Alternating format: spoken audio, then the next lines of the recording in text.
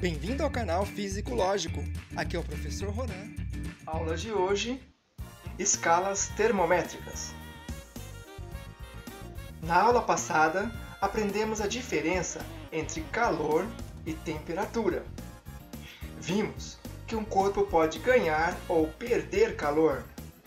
Ou seja, um corpo exposto ao sol, ao receber calor, vai provocar uma maior agitação de suas moléculas, aumentando assim sua energia térmica. Já num ambiente frio, o corpo vai perder calor, provocando assim uma diminuição na agitação de suas moléculas, ficando assim com a energia térmica mais baixa. Mas como podemos medir essa agitação? Quem determina o quão agitado estão as moléculas de um corpo é a temperatura. Hoje vamos conhecer 3 escalas termométricas. Bora lá? Nossa primeira escala é a escala Celsius. Essa escala é a mais utilizada no mundo.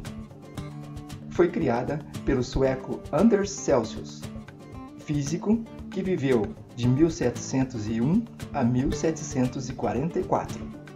Anders Celsius baseou sua escala no ponto de fusão da água, ou seja, a água se transformando em gelo, e estipulou que esse grau de agitação das moléculas teria o valor de 0 grau Celsius, definindo o primeiro ponto fixo.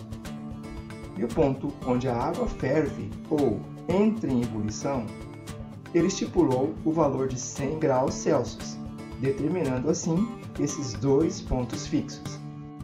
A outra escala é a escala Fahrenheit, criada por Daniel Fahrenheit, físico alemão que viveu de 1686 a 1736. Ele seguiu o mesmo raciocínio de Celsius, mas com substâncias diferentes.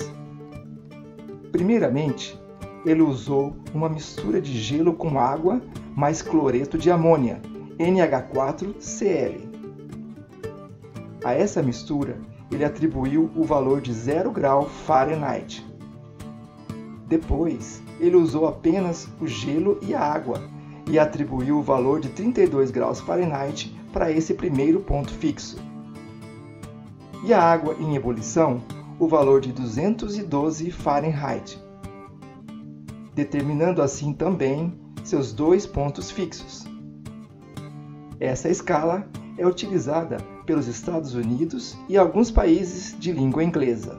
Já o físico e engenheiro irlandês William Thomson, conhecido como Lord Kelvin, que viveu de 1824 a 1907, criou uma escala mais lógica no que diz respeito à agitação de moléculas.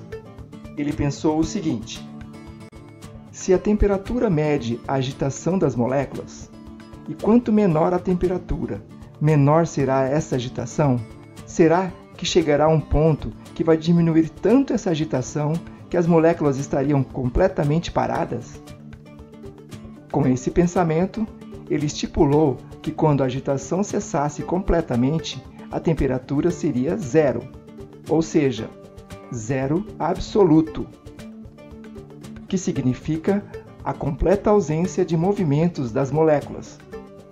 Ele assim chamou o zero absoluto de 0 Kelvin, que é sem o grau, apenas 0 Kelvin. Depois, ele atribuiu os outros pontos fixos de gelo e vapor como sendo 273 Kelvin para o ponto de gelo e 373 Kelvin para o ponto de ebulição. É importante destacar que essa escala é a escala oficial do Sistema Internacional de Unidades. Aí vem a pergunta: por que é importante conhecer essas escalas e as suas conversões? Vamos supor uma situação. Você acaba de chegar ao aeroporto de Nova York e ouve a informação de que a temperatura é de 40 graus Fahrenheit. E aí? Vai sair de blusa ou não? Está quente ou frio? Já que Fahrenheit não é uma escala utilizada no Brasil, não estamos familiarizados com esse tipo de escala. Daí, a importância de saber realizar a conversão entre escalas termométricas. Para determinarmos a equação de conversão entre as três escalas, vamos primeiramente comparar as três. Como já vimos, temos a escala Celsius com ponto de gelo 0 graus Celsius e ponto de ebulição 100 graus Celsius. A escala Fahrenheit com o ponto de gelo 32 Fahrenheit e o ponto de ebulição 212 Fahrenheit. E finalmente, a escala Kelvin com o ponto de gelo 273 Kelvin e o ponto de ebulição 373 Kelvin.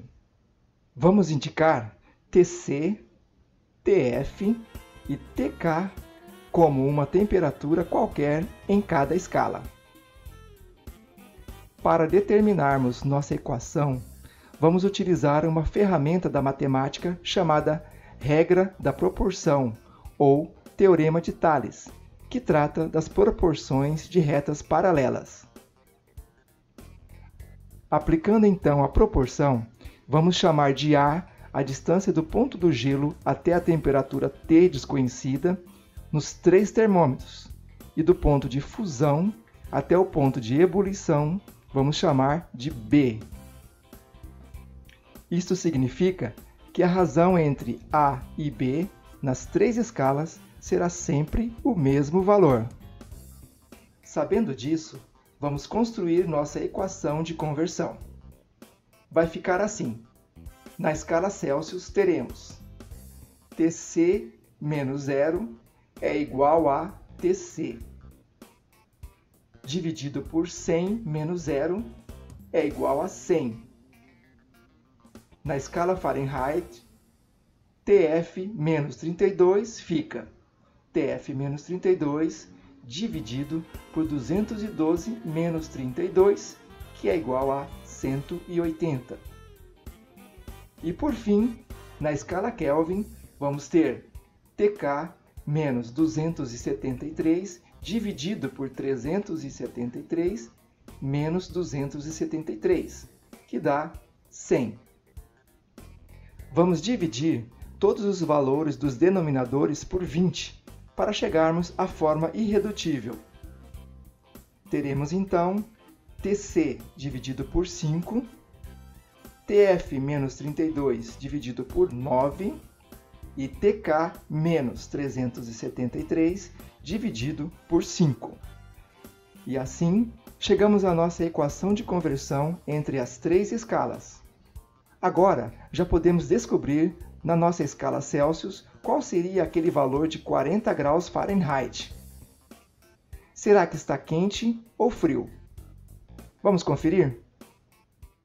Para determinarmos o valor na escala Celsius, vamos primeiramente utilizar as razões das duas escalas envolvidas, ficando assim: Tc dividido por 5 igual Tf menos 32 dividido por 9.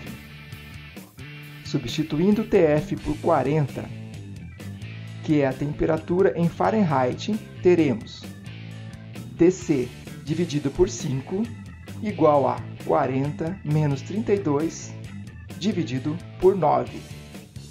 Repetimos, Tc dividido por 5 igual 40 menos 32 é igual a 8 dividido por 9.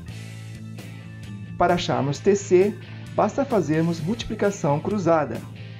Faremos então Tc vezes 9 é igual a 9Tc, igual a 5 vezes 8, 40. Isolando Tc, teremos Tc igual a 40 dividido por 9, que dá aproximadamente 4,4 graus Celsius, ou seja, bem frio, né? Outra situação também é quando temos que determinar o valor da variação de temperatura entre as duas escalas. Nesse caso, a equação ficaria assim: ΔT, que é a variação de temperatura em graus Celsius dividido por 5, é igual a ΔF dividido por 9, que é igual a ΔK dividido por 5. É isso aí! Hoje nós vimos que a temperatura mede o grau de agitação de moléculas e ela pode ser medida na escala Celsius, Fahrenheit e Kelvin. A equação de conversão entre as três escalas é Tc dividido por 5 igual a Tf menos 32 dividido por 9 igual a Tk menos 273 dividido por 5. E a conversão da variação entre elas será feita por ΔT dividido por 5 é igual a ΔF dividido por 9, que é igual a ΔK dividido por 5. Por hoje é só. Se você gostou dessa aula, compartilhe com seus colegas, deixe seu like e se inscreva no canal para assistir as outras aulas. E até a próxima aula!